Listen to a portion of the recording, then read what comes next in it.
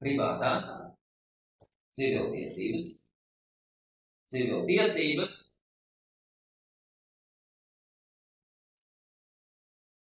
tātad civiltiesības, kurās iekšā ir ģimenes,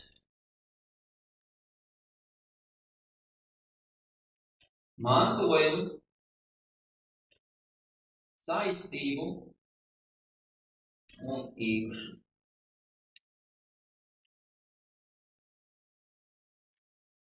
Tātad plus vēl nāk klāt komerctiesības un darba tiesības. Tātad un arī starptautiskās privātās. Viss tas pats, tikai ar ārvalstu elementu.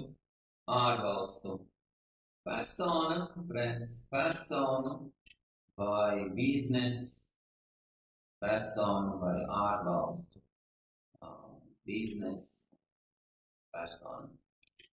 Tātad privātās tiesības privāta persona status.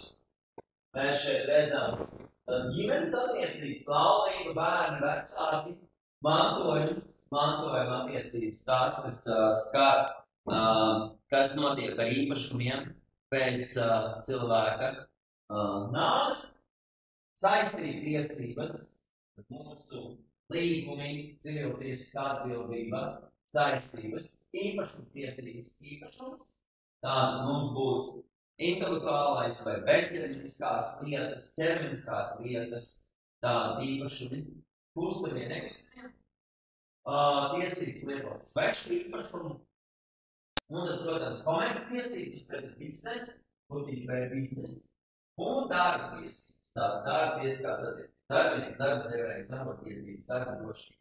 Tas viss ir saistīts ar privātām tiesībām, privāto tiesību jautājumu. Tātad ģimenes mantojuma, komerctiesības darbas. Tad mēs redzam tik bloki, publiskās un privātās tiesības. Tātad